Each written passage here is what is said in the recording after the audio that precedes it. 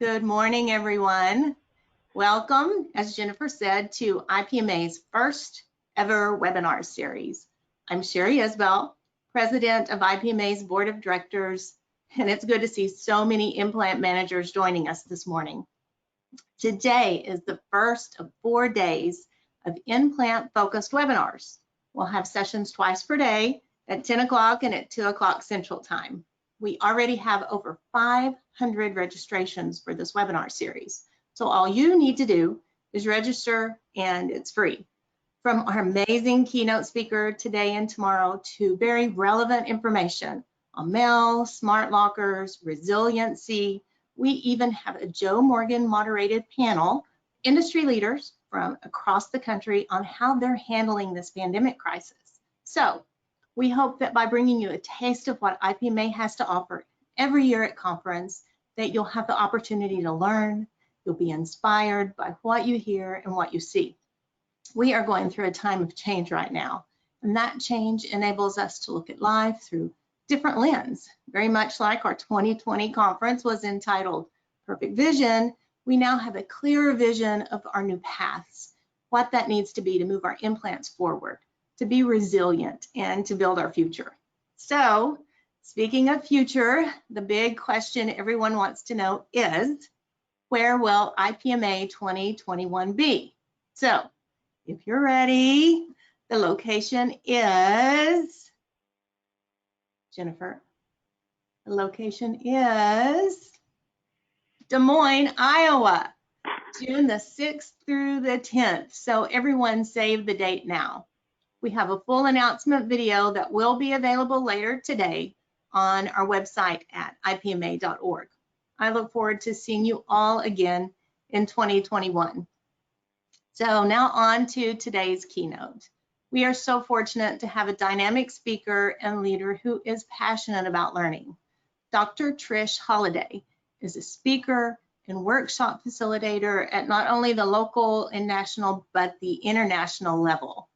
Trish was on the cover feature of the 2019 March issue of the National Chief Learning Officer magazine, and she was named the 2019 Women of Influence by Nashville Business Journal. So it is my honor today to introduce Dr. Trish Holliday. Hi, Trish. Hello, everyone. It is so good to have you on board for our session. I want to make sure everybody can hear me. Jennifer, can everybody hear me, you think? I think so, but you need to adjust your thing to full screen. Oh, I do? Oh, yeah, I sure do. Yes. Okay, there we go. Now are we set? Now are we set? Are we good? Jennifer, is everything in order from your end?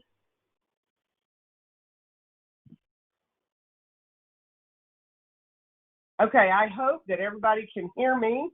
And also, I want to be using the question box with you today. We're going to do a couple of polls. We're going to make this really interactive, and I'm excited to be with you. I think this topic today is something we're all pretty curious about, and it's one that I hope you'll walk away with some ideas of how in your own organization you can handle business not as usual. So we're going to look at that, and we're going to explore what that really means and hopefully give you some great nuggets and tips for success back in your own organization.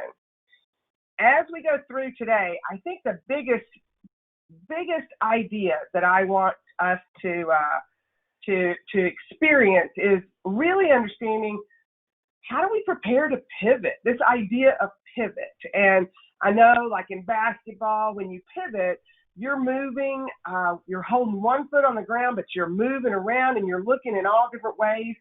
And I think that's what we're going to have to do in our own organizations. And when you think about your industry, how might you have to pivot to be successful in these crazy times that we're in.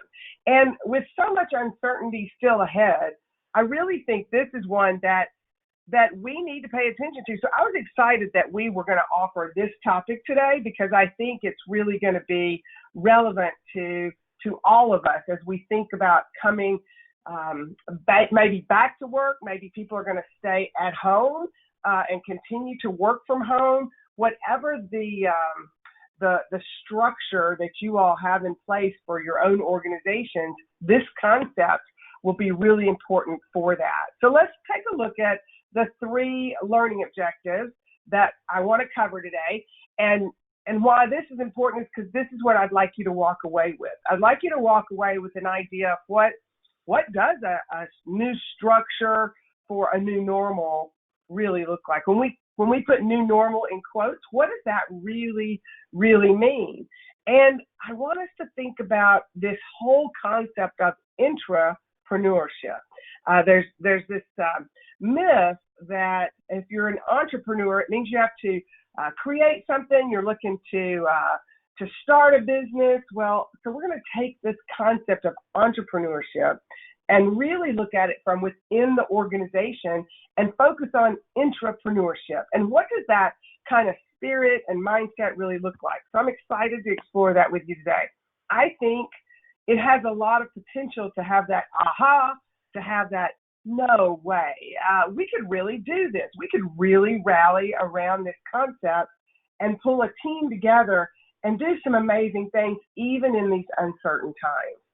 And then I want to be sure you leave here not just identifying the barriers that might hinder an entrepreneurial approach, but also I want you to be able to not just spot them, but then how do you address them? So we're going to look at some strategies to address when barriers pop to this idea of an intrapreneurial approach. So let's get started. Everybody ready? Here we go. First thing I want to do is ask, what is needed for innovation to exist within an organizational culture? I'd like you to go to your question box, and I'd like you to send in some thoughts around what is needed for innovation to exist within an organizational culture. Just in general, what has to be present? What has to exist? Send some of your thoughts in the question box, and I would like to have Jennifer see if there's any answers coming in. Could we read that? Could you read those out loud for me?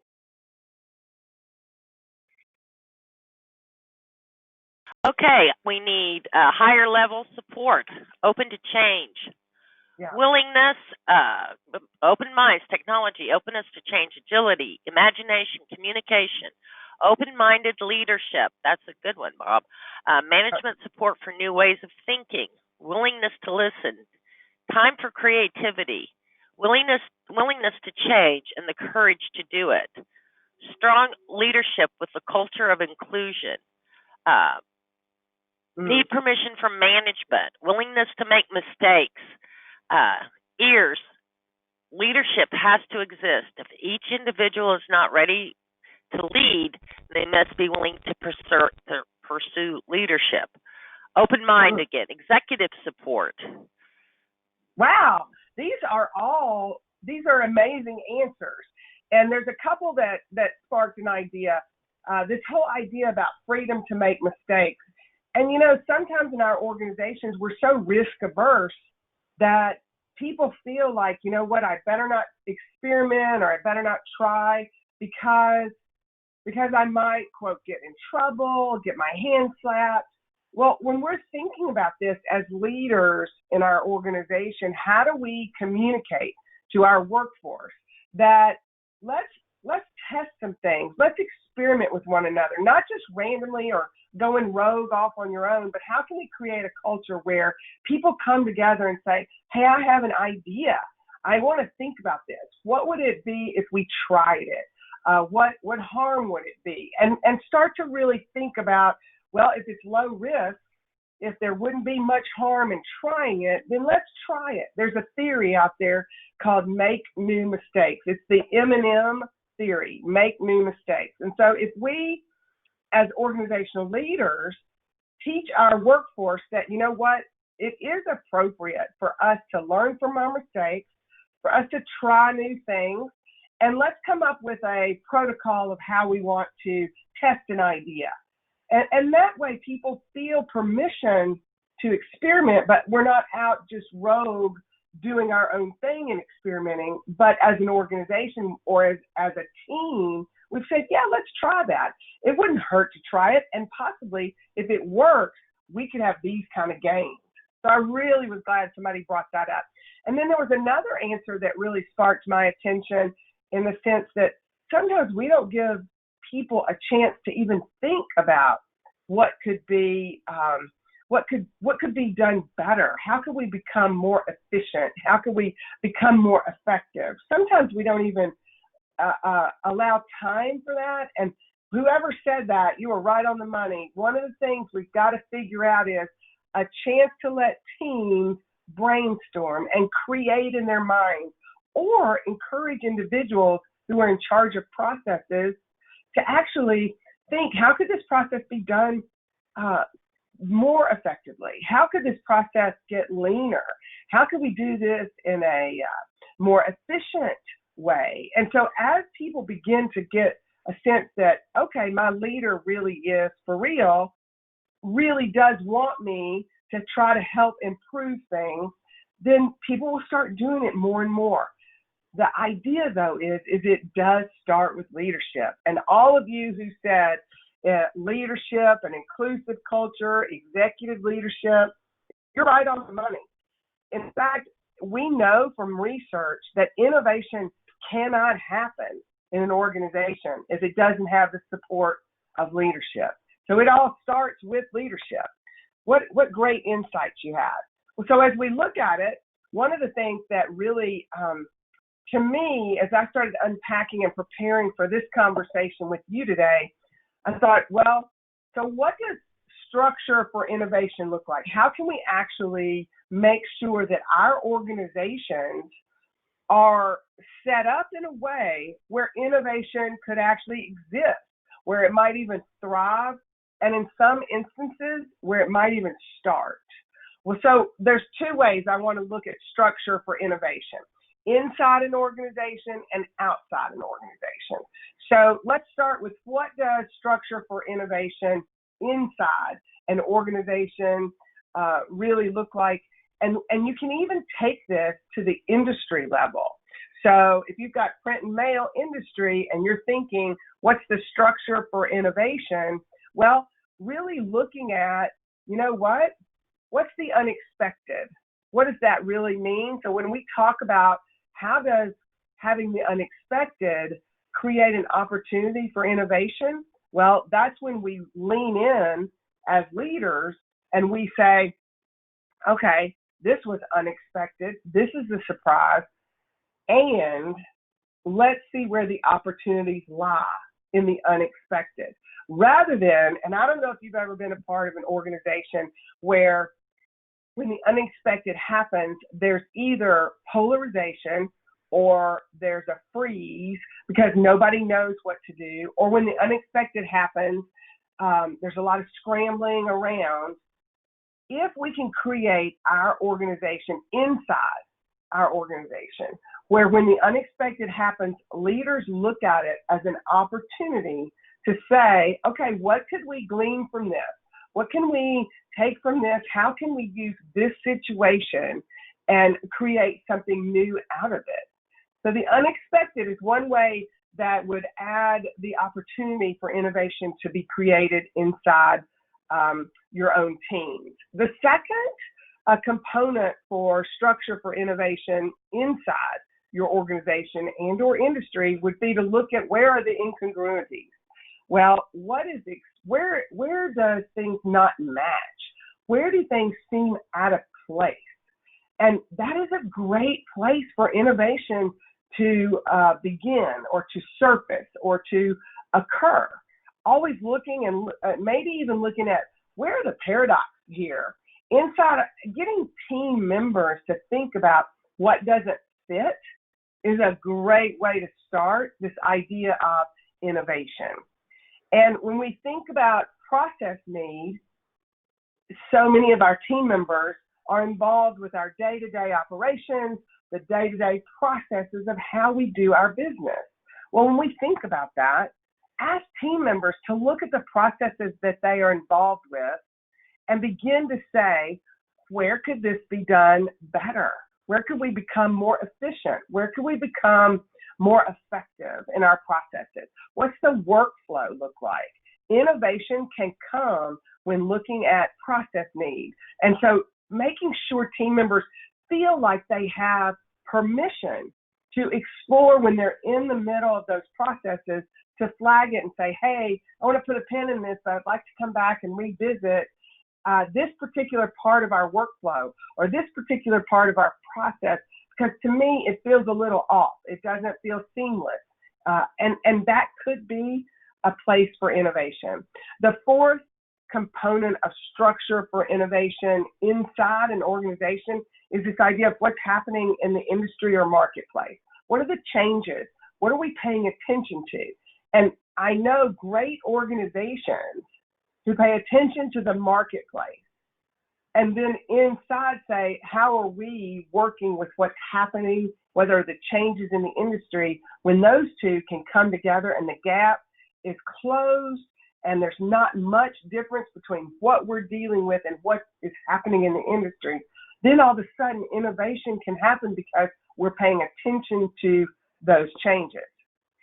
So it's not just what happens inside where we can create the structure for innovation to exist. It's also what happens outside the organization or industry. And there are three key components. So when you're looking at from your particular industry, if you're looking at printing, what are the demographics that are happening outside your particular organization? What do you need to pay attention to? What's happening if you're a government organization? What's happening in the private sector? If you're a private sector organization, what's happening in the university systems or in the government sector? Just so that now you're paying attention to all the different the demographic changes that could be occurring. What's happening with gender, with age, what's happening when you think about demographics and you put it an overlay onto your own industry. Those are the things you need to really look at. How do we consider demographics in our decision making? It's in that space, though, that you'll find that innovation outside the organization can occur if you pay attention to some of those demographics and are ready to have conversations around that. The second one that deals with outside the organization in terms of structure for innovation is changes in perception, mood, and meaning. What does that really mean? It's making sure you're paying attention to how you're being perceived. What's the perception of your products and services? Are you listening to your customer? How often do you listen to your customer? Are you listening to your key stakeholders? Making sure that you've not just done some surveys, but you've really even taken it further and said, okay, what type of focus groups might help us if we posed a certain question? What focus groups could we pull together to really help us think about, are we delivering the most innovative product and service we possibly can? And where are opportunities for us to grow and to create? Those are just great times where you can get input and figure out if the perception externally matches your internal perception. And then finally, we know that sources for innovation outside the organization or industry really can occur when we've got new knowledge, new technology, when something emerges. A good friend of mine, she's on the IPMA board, Tammy Golden, big shout out to Tammy. She would talk to me about the 3D printer, and when something new would come in, her team would say, what could we do with the 3D printer, for instance? And being able to look at the opportunities that might exist if we were to have that particular piece of technology to offer our customers. So making sure that you're paying attention to, being aware of what's that new technology out there? What are other people doing? I always encourage whatever industry I'm talking to really benchmark themselves, to understand what other people are doing so they know where they stand in that marketplace and within their own sector. Because if you're striving for excellence, benchmarking is definitely one of the things you got to do to know how to measure your ongoing success. So today, I think I really want to hone in, and I want to ask you to put this in your question box again. I'd like you to engage with me in answering, why is this discussion on innovation so important currently? Like, based on everything that's going on, why should we talk about innovation right now? So Jennifer, watch those answers come in. Tell me some of those that start coming in. I'm really curious as to what the group is talking about. This is just the question. It's just coming in the question box. We're not polling yet.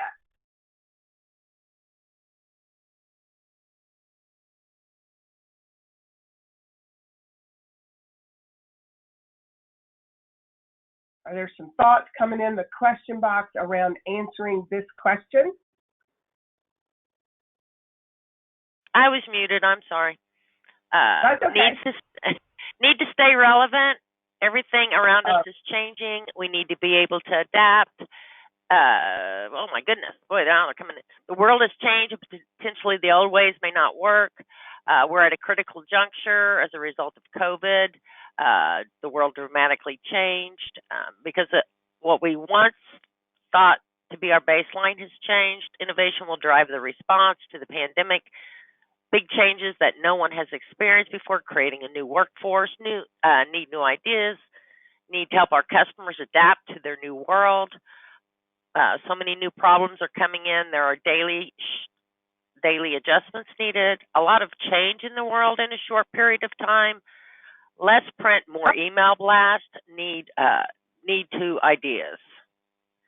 Love that. So here's a couple of things I heard. One, we need to stay relevant. And, I think that is a say easy, do hard. And when I think about staying relevant, it does mean that we can't be insulated. We really have to pay attention. And if you're a leader of a team or the workforce, understanding your people is really critical if you want innovation to happen. Because I always say it's important to lead by the individual. That means knowing who's on your team, what are their needs, what are they going through, what are they experiencing. The more as a leader we can relate to our own people, the more they'll be willing to help us create what that new normal looks like. And I have talked to so many leaders, private sector and public sector, and even I was just in the whole academic arena this past week, and the conversation's the same. It's all about, we're not sure what the new normal is, but here's one thing we know for sure. Things will not be the same. So let's not sit around and wait for things to come back the way they used to be. Let's prepare ourselves mentally, physically, emotionally. Let's prepare ourselves to pull people together and create together in this uncharted territory. It's to me, it's almost like we have the greatest opportunity as organizational leaders we've ever been given. And that is to define, how do we want to do things differently? We have a chance to take the things we didn't like before and do something different with them. And the things we loved before, how do we integrate them into and keep them as part of the fabric of our organization? But that conversation cannot be singular. It can't be something that happens in a vacuum. It needs to be one where your workforce is involved. I'm a big fan that people buy what they create. And so if you think about that, getting your teams involved in the conversation, not feeling like you have to have all the answers, but getting them to come in, roll their sleeves up, and really participate in the creation of who and how we're going to do business, who we are, and how we're going to do business moving forward. You talk about great collaboration and alignment, that's what surfaces when you bring people together versus the leader showing up and saying, I've got it all figured out. Here's what we're going to do. So I encourage you all to really take this opportunity to, through uncharted territory, pull people together and create that kind of alignment. I hope you're enjoying my Nashville accent. I hail to you from Nashville, Tennessee, and you've heard my y'all come out a minute ago. So I wanted to make sure and just highlight that I'm hoping y'all are having a good time on this webinar as much as I am. Let's continue our conversation with this idea of what is intrapreneurship. So I want to define it. And let me go back. It moved really quickly on me. So I want to go back and say, all right, so if we're going to define intrapreneurship, what do we really mean? Because it's not entrepreneurship, which a lot of times people think, oh, I'm going to start a new business. I'm going to create something and then sell that for profit, right, for gain. And so taking that general idea of entrepreneurship and moving it inside your organization, now all of a sudden there's a new message to your workforce, and you as leaders actually have a chance now to offer up a whole new way that we're going to think about who we are and how we approach the new normal. Business not as usual. And so if you look at the definition here, the term, it refers to a system that allows employees to act like an entrepreneur, but you're inside the organization, which says you're giving permission for people to say, what doesn't make sense? Where are the gaps in what we think's effective versus what our customer thinks effective? What do we need to do to be more responsive? And you know, a lot of times, how does a print and mail shop show its value if it is a supporting service and it's not necessarily one of the biggest revenue generators of the organization or system? How do you make sure you're showing your value? Well, that's when you become responsive, you're staying relevant, you're listening to what people are needing, you're able to pivot when a situation comes to us, and all of a sudden you're being brought to the table to help create new solutions for problems that have surfaced based on where we are today. One of the things that to think about with this particular term, intrapreneurship, is there's an opportunity to say what's been in our traditions that maybe we don't have to hold on to anymore.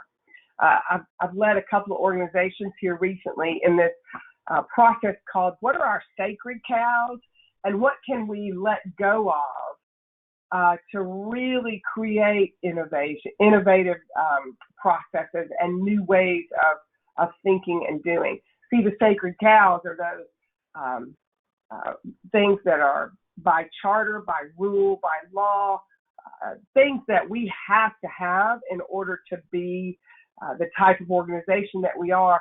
But sometimes there's some myths like, well, is that a sacred cow? It's not necessarily in the law. Do we really have to do that, or could we do something differently? It's a great exercise, so I want to give that as a tip to you as a leader. Hold a sacred cow team building experience. And what you're doing with sacred cows is you're actually setting up the opportunity for people to know, here's our guardrails. Here's what the law says we need to do. Here's what our policies, our charters, our rules say we need to do. And then if it's not in that, then anything else is fair game for us to reimagine how could we serve, to rethink a way that we might do something more effectively. And now you're giving permission to people to be able to say, we want to be a culture of innovation. So keep this definition in mind as we go through our discussion now. So there's a couple of things, and I'm going to do a couple of pollings here. One of the things, and we're not going to start yet, Jennifer, we're almost ready, but here are the two questions I'm going to be asking you. One, what are the advantages? Now that we've kind of talked about intrapreneurship, we've looked at sources of innovation inside an organization or outside an organization that could help feed innovation. What are the advantages of intrapreneurship from the perspective of the organization? Why have an intrapreneurial mindset in an organization? And then the next poll we're going to take is what are the advantages of intrapreneurship from the perspective of the employee? See, there's two different ways of looking at this, and I want us to look at what those benefits are. So Jennifer, if you'll launch the first poll, the poll that what are the advantages of intrapreneurship from the perspective of the organization? And you'll click on that, you'll click on the screen and take the poll as a participant, and then I'll be able to show us the results here in a little bit. Everybody working that poll?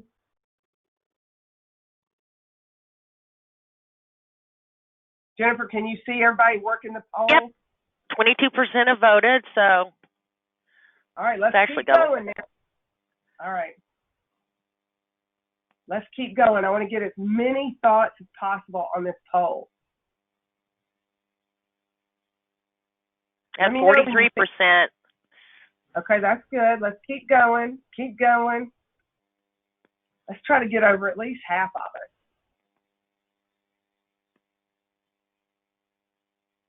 Boom, 51%. All right. Now, why don't we close that one, Jennifer, and let's see the results.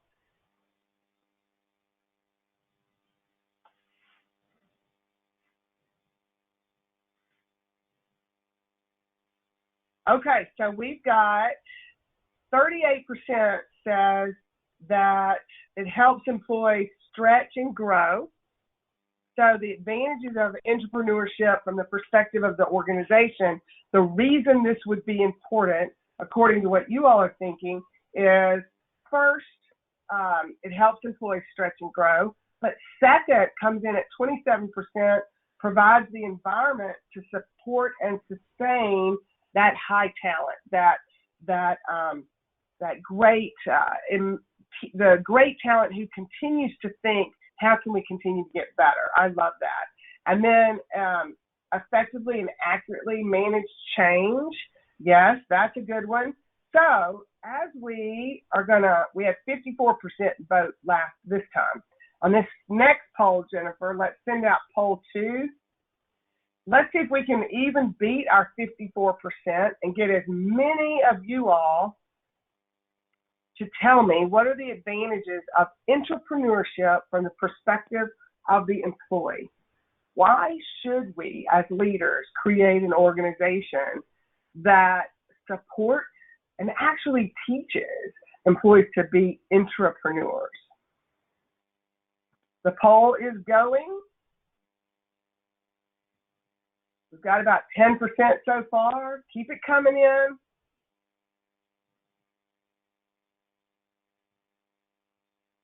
Keep it coming. Oh, we're at 30%.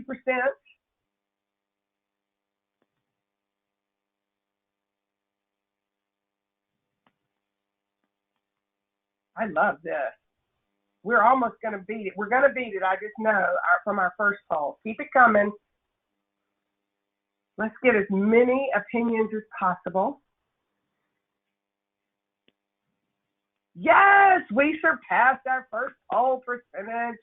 That's fantastic. All right, so here are the early returns. What are the advantages of entrepreneurs from the perspective of the employee? 48% people feel empowered to perform at a higher level, at thinking about, wow, I really am being given permission to try to experiment, to think differently, and it's okay. I won't, quote, get in trouble.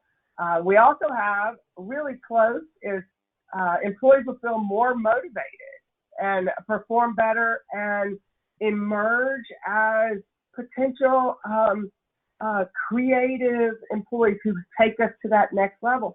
I think what I really wanted you to see here is that if in our organization we can really promote this intrapreneurial mindset or spirit, then it benefits the organization and it benefits the employees.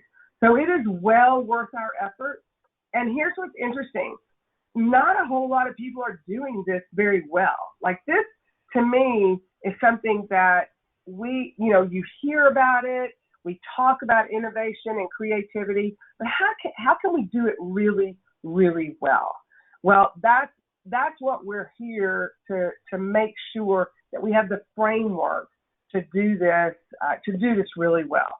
So let's look at, if we've got our polls and we've said, okay, here's what we think the benefits are for the employee, for the organization, then we need to be aware there are myths out there about intrapreneurship. And when I was researching, and in this particular presentation, there are, I put the resources in the back because I think that's really important. I never want us to explore things that are just somebody's opinion. I like everything to be grounded in theory and also in thought leadership. And one of the things that has really surfaced for us to pay attention to are these myths. Why is this so hard, and why are there not more organizations in the public sector, in the academic arena, in the private sector that are really good at this? And I think it's because we've got 7 myths that sometimes we let those myths permeate our culture. And so I want to kind of bust up those myths, if you will, and walk through them. And then let's think differently about how we might lead our people. If we're thinking, okay, these are the myths, so what can I do about it? So the first myth, intrapreneurship is too creative for a disciplined approach. Well, actually, the truth is innovation is too important to be conducted in a random way. And so it does need to have some discipline. It does need to be part of the fabric of your organization. When you sit down for a staff meeting, this needs to be something that's just natural for your team to feel. Let's talk about what can we be more effective at. Where are some areas of opportunity for us to grow? And now all of a sudden you're weaving it into how you're doing business. And then I've heard this before, intrapreneurs go it alone. Well, that person's really creative. They're the ones that can do it for the organization. But in reality, no, intrapreneurship is a team sport. Because when you get everybody thinking about that, then all of a sudden your organization is setting itself up to be more effective, be a trendsetter in the industry. Now all of a sudden you've got lots of people weighing in and thinking, how can we continue to grow and advance our organization? Here's what's so critical.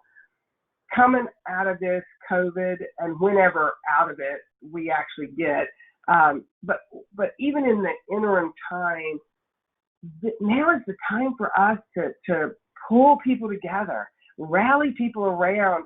How can we make sure our products and services are being delivered in the best way? Is our customer service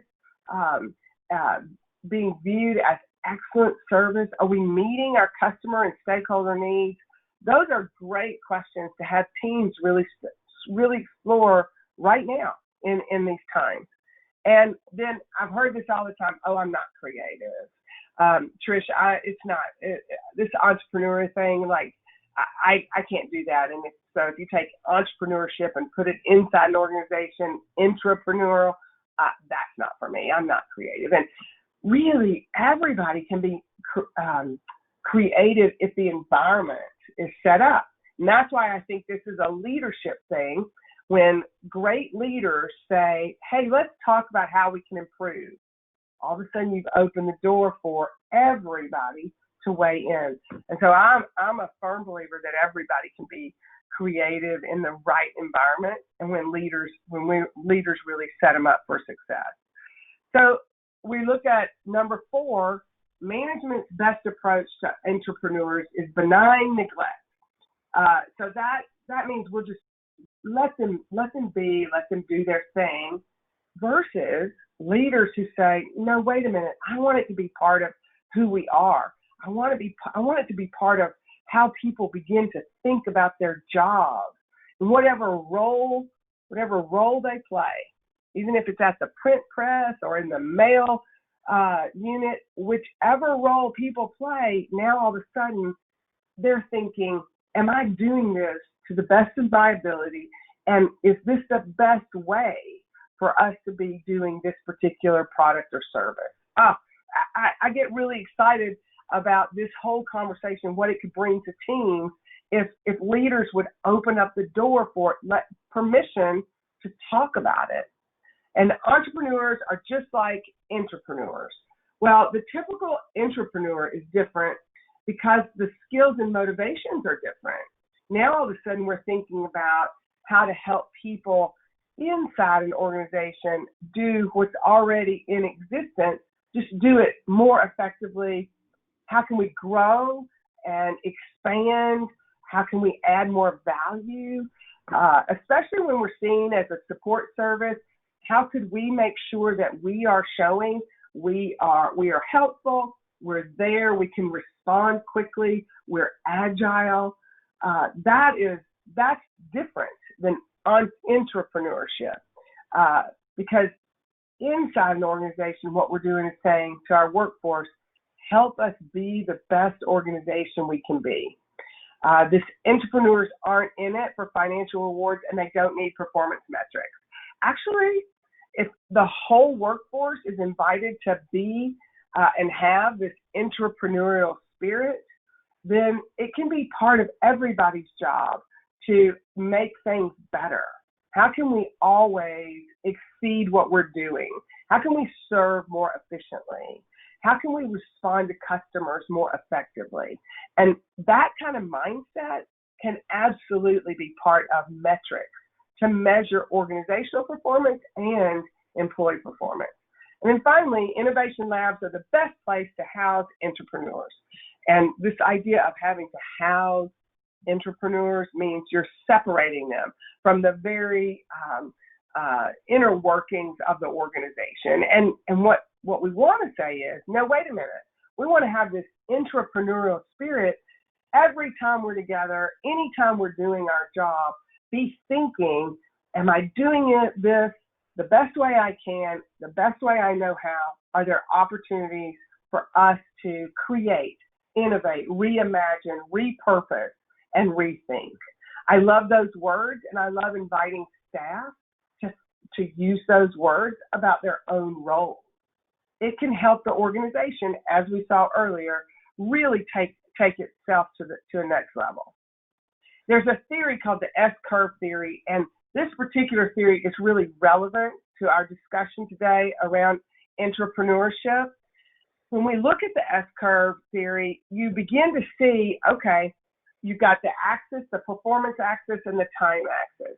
How I map this to entrepreneurship is, so there's the invention, which is the first generation. There's a lot of momentum that comes out of the invention, the reimagining of a process, or let's say we've had the unexpected situation occur, and so we pivoted to now all of a sudden we're a print shop and a mail team that is putting together employee wellness packets because we're helping to print signs and we're helping to pull all the different resources together, and we've been now seen as the hub to make these employee wellness packets. Who knew that was part of your job description? But now all of a sudden, organizational leaders are calling on you because you're responsive and you're present and you're ready. And so the invention happens, there's momentum.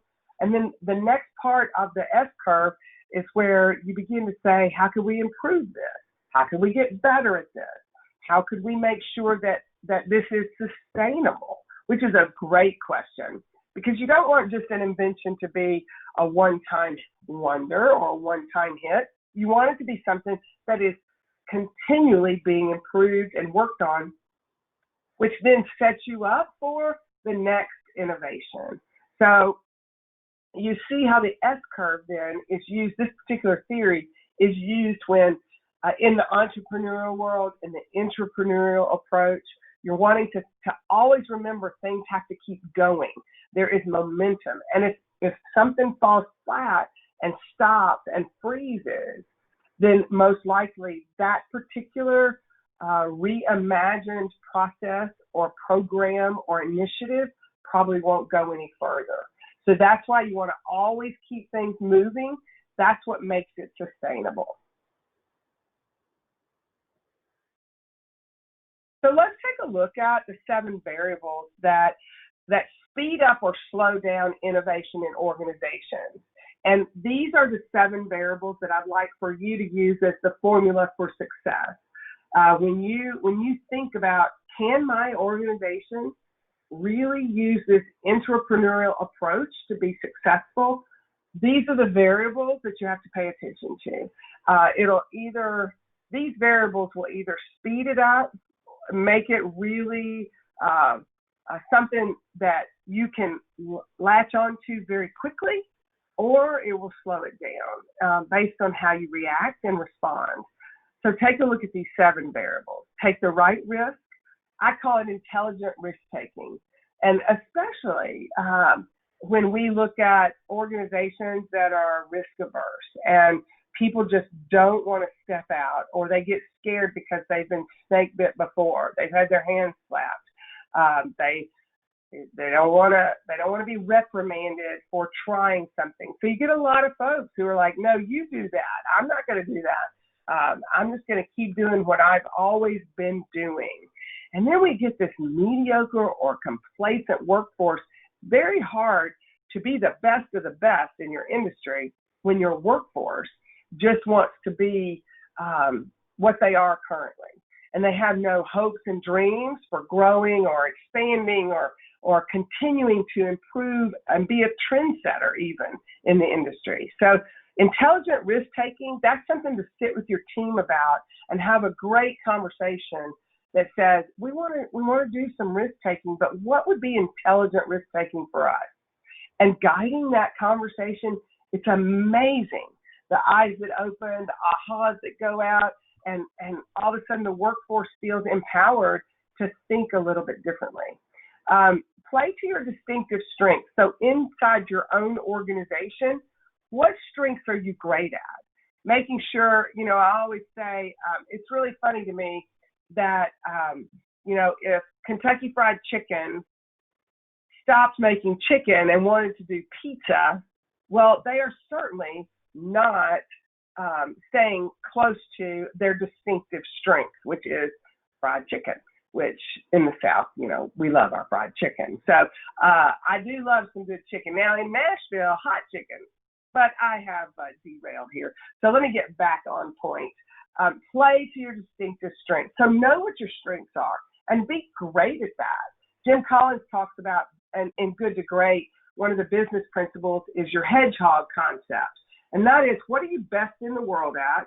What's your resource engine? What are you most passionate about? Recognizing that you and I have certain strengths, and when we know how to leverage that, that's how we become industry leaders. So really playing to those distinctive strengths. And then embrace those constraints, whatever the constraints are, rather than sitting around whining about it or always being negative. Embrace the constraints and figure out how can we, within these constraints, still continue to innovate, be creative, reimagine, repurpose, rethink. Battle entitlement, because I think entitlement happens when we allow our workforce to just be okay. And being okay is just not enough. It's not going to be a sustainable component moving forward. It's not part of the formula for success, for sure. And when we step back to grow, I love that image. That's somebody earlier had said, we need time to think about what we could reimagine, rethink, or repurpose. And that is absolutely so true. Sometimes we need to step back and reflect in order to move 10 steps forward. And so making sure that these variables are certainly at play in your organization. And then give failure its due. Remember that whole theory I told you earlier, make new mistakes. It means that we're giving permission for people to try things, to experiment, low-risk experiments, that nothing that would cause great harm to the organization or damage or anything, but try a new process, try a new workflow, try it out just to see. And the whole make new mistakes piece is, let's learn. If it doesn't work, then what didn't work, and let's try to fix that and move that forward. But always learning from our mistakes, not repeating mistakes, but learning mistakes and learning from our mistakes. That's part of that make new mistake idea. And then finally, be discovery driven. Celebrate that with your team. Ask your team to, what new discovery have we had this week, as small or as large, but making sure we're celebrating those small wins. If a process was reimagined, a workflow was redesigned, and it actually worked, celebrate that. But infuse into your culture of your organization and into your teams that discovery is what we want to be about, because that's where you get your creative mojo from. And these 7 variables is what speeds up or slows down. And thinking about that as a leader and then talking to your team about this is really how you bring people together and can align folks. So what hinders intrapreneurship? So I want you in your question box to send in one word. What hinders intrapreneurship in an organization? Think about your own organization. Send me one word. Jennifer, track those one words for me. But what hinders? Fear, money, space, negativity, habits, support, traditionalism, complacency, confidence, market, attitude, money, time, blinders, inertia, money, experience. All right. Let me go, Jennifer. Let me go. All these one words are coming in, and I'm just like, yes. Laziness. Yes. Oh, my gosh. So if we talk about what hinders intrapreneurship, and even in one word, think about everything that people have said, fear. So it's up to us as leaders to do something about that if people are scared of it. We've got to talk about it. We've got to bring it to the open. That somebody said laziness. Well, first of all, let's not tolerate it. First of all, if we've got complacency, then how do we reset that? Now is the time. Here's what would be a shame. If you come out of this COVID situation back into whatever the new norm is going to be as we wade through these uncharted waters, if we come out of this and we do nothing differently, to me, that will be a shame. Because as leaders, we have a chance to say, you know what, I've done a lot of thinking. I've done a lot of preparing. I've made sure that during this time, as we come back together, that we recenter around what's most important. Those are great openers for team meetings, for pulling together this idea. And even if you're not all back together and you're still virtual, hold a Zoom meeting around this conversation of, complacency, there's no place for it in the future. As we are moving forward, we don't want people to be lazy. If you're going to be part of this team, what does our team need to do to be true to who we're supposed to be? And get your team to tell you, not you announce, but let your team tell you, what should we do differently to make sure we're better than we were before? What a great conversation that would be. So as we're looking at what hinders entrepreneurship, what stands in our way, what are the variables that speed it up or slow it down, what sources of structure contribute to innovation inside our organizations, then we have these barriers we've got to pay attention to. We've got to make sure that we are creating innovation antibodies, and that means we're paying attention to all 7 of these particular barriers.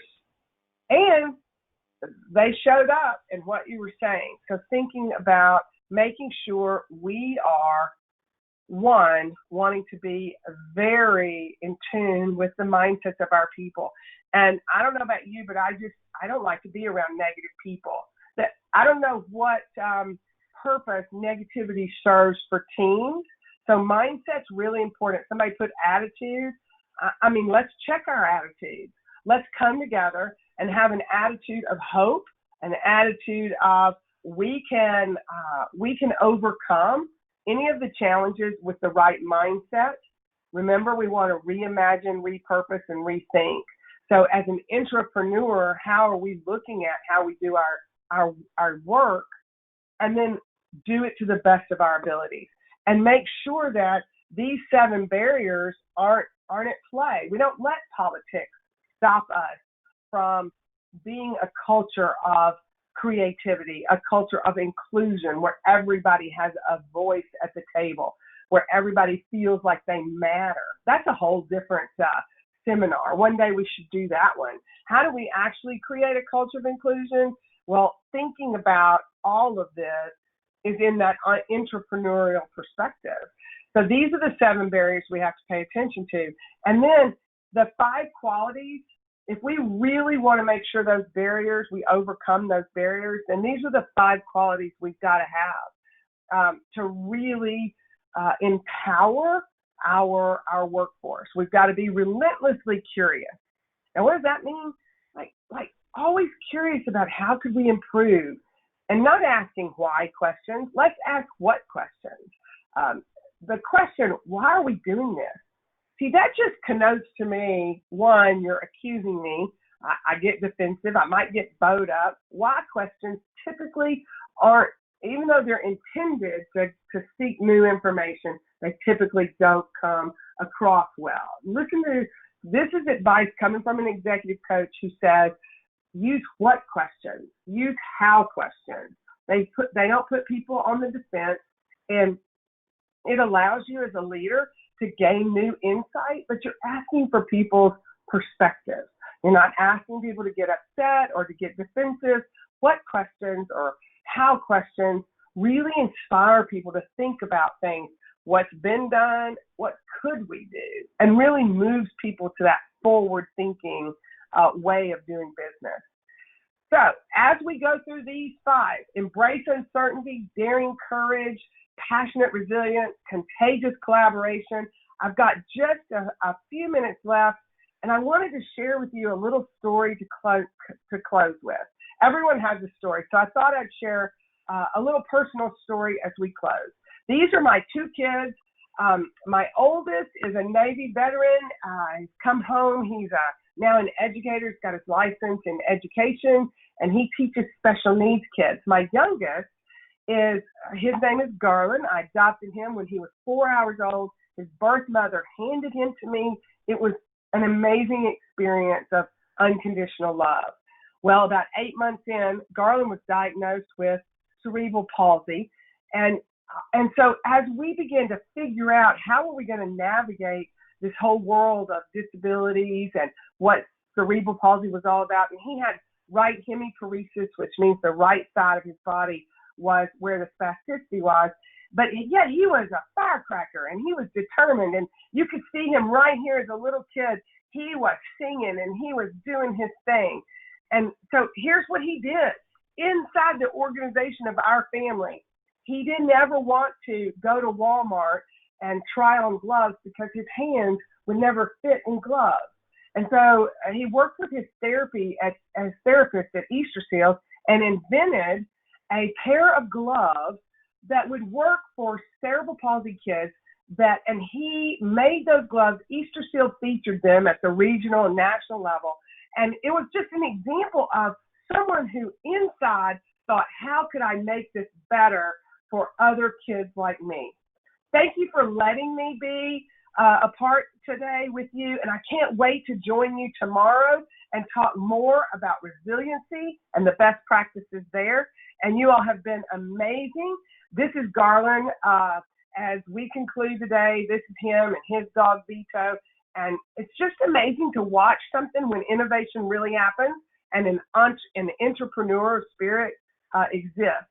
I encourage all of us to take that and learn lessons from Garland. We can do this together. Thank you all so much for everything. And I will make sure you get this presentation. Thank you again, and glad I'm here, and I'll see you tomorrow. Trish, we do have a question, if you've got time. Okay. Some shops are union shops. Any suggestions for how unionized shops can foster intrapreneurship? Yes, absolutely. So here's what I think. It's about bringing the right people to the table. And so if we're going to use intrapreneurship, let's invite the union and management together to say, in this entrepreneurial spirit, we want to make sure that we are thinking about what processes need to change, what workflows need to change, how can we do business more effectively, and we want the union to be at that table. We did that very same, they weren't called a union in Tennessee, we don't have unions, but we have the employee association, and so what we did is we brought the employee association to the table when we wanted to do civil service reform and had them at the table talking about what the vision was and what was important to both groups, and not just assuming what's important, but thinking about what's important and identifying it and calling it out. It was amazing how unifying that experience was when we actually took the time, stepped back to grow. So remember that principle of step back to grow and bring those union leaders to the conversation. People buy what they help create.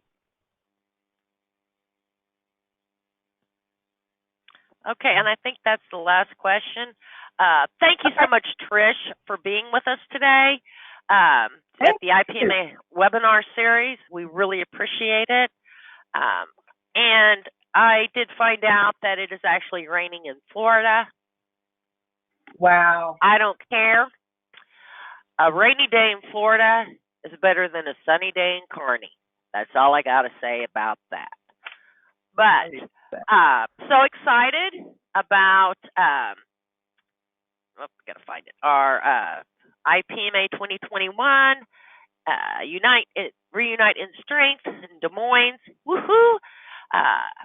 Just want to let you know, if you haven't already registered for this afternoon's webinar, it will be featuring Don McCarty. He is the Postal Passport Printing Director at East Tennessee State University. The Smart Locker, the total solution to contactless delivery for mail and more. You can go to IPMA.org to find the webinar series. Also, there will be a more in-depth video for our IPMA 2021 Reunite in Strength. I'll see you in Iowa. Thanks, everybody.